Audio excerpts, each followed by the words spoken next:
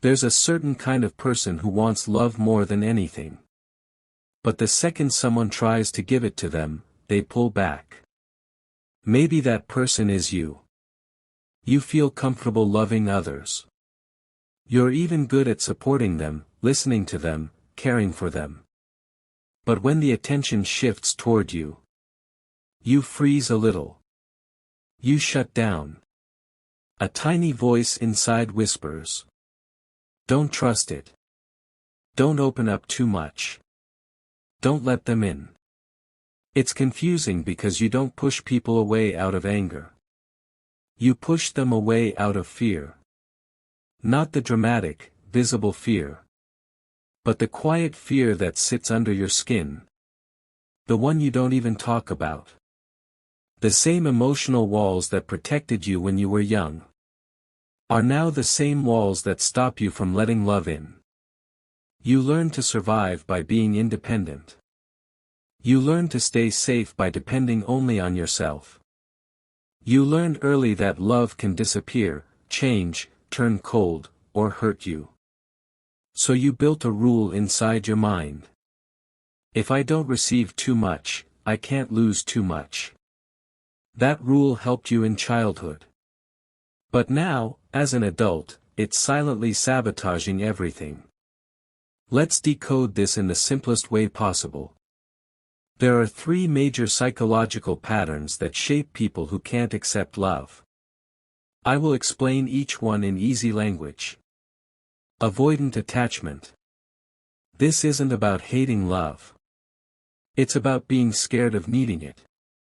If you grew up with unpredictable affection, emotionally distant parents, harsh reactions, or parents who were too busy to notice your feelings, your brain may have learned depending on people is dangerous. So now, even when someone loves you honestly, your mind protects you by stepping back. Not because you're cold, but because you learn to survive by staying strong alone. Hyper-independence. Some people are independent because they want to be. But others are independent because they had to be. Maybe you took care of yourself emotionally since childhood. Maybe you comforted yourself. Maybe you never had someone who made you feel safe enough to fall apart. So now, when someone tries to help you or love you, you get uncomfortable. Your mind whispers that you're a burden. Don't trouble them. You should handle it yourself. This is not independence. It's self-protection that became a habit. Low self-worth. This is the quiet belief people don't like to admit.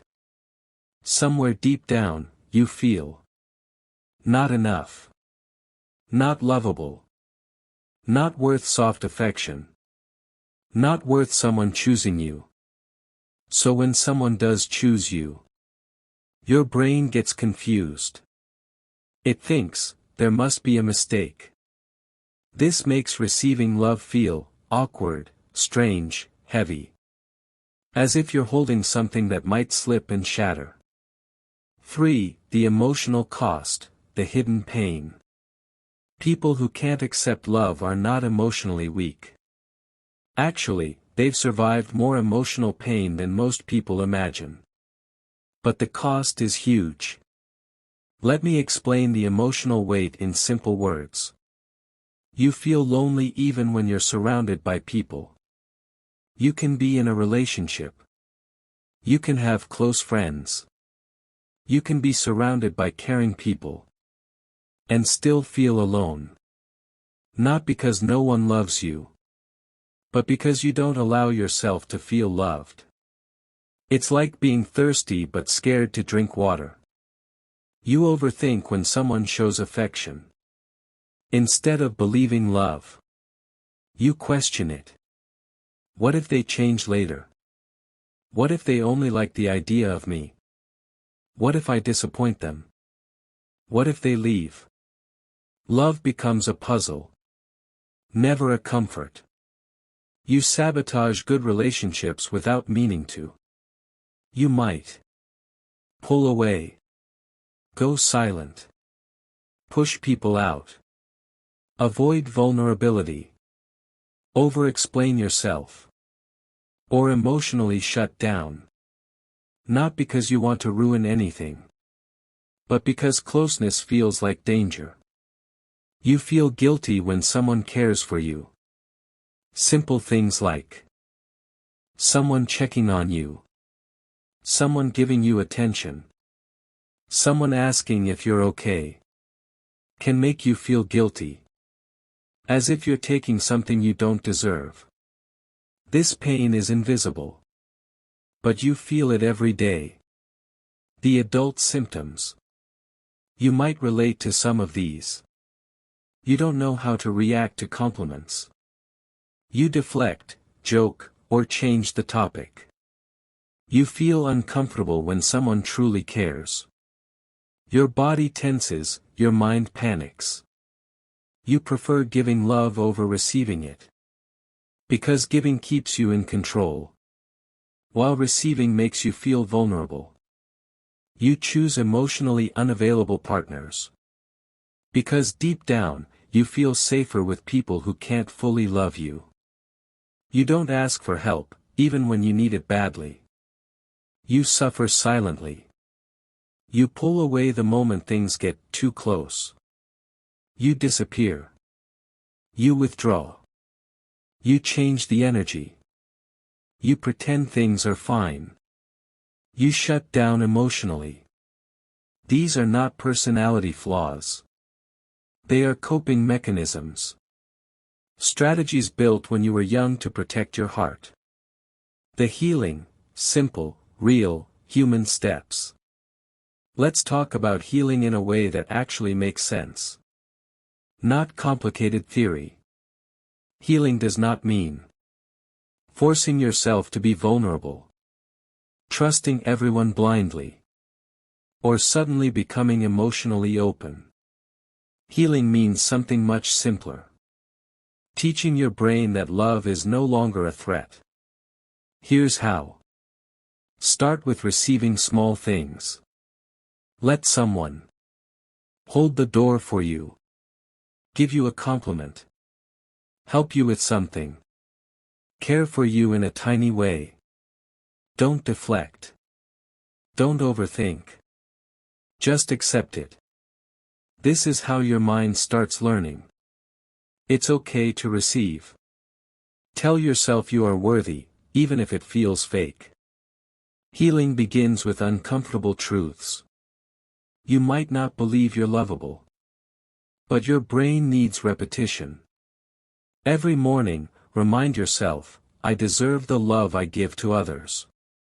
Build emotional safety slowly. Let one person in. Not fully. Not all at once. But slowly. One layer at a time. Healing is not speed. Healing is pace. Learn the difference between danger and discomfort. Love will feel uncomfortable at first. But uncomfortable is not unsafe. It's just unfamiliar. Your brain confuses the two.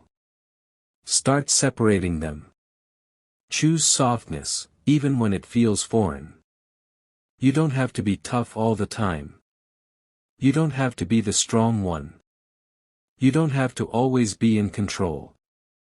Softness is not weakness. It is the doorway to connection. The final message, clear, simple, powerful. Here's the truth. You are not bad at love. You are not emotionally cold. You are not hard to love. You are simply someone who learned to survive without love. And now your brain is still living in survival mode. Even though the war is over. Love feels dangerous only because love once hurt you. But you are older now. Stronger now. Wiser now. And you can teach yourself a new way to live. Little by little. Step by step. Moment by moment. You deserve love. Not because you are perfect, but because you are human. And humans are made to connect.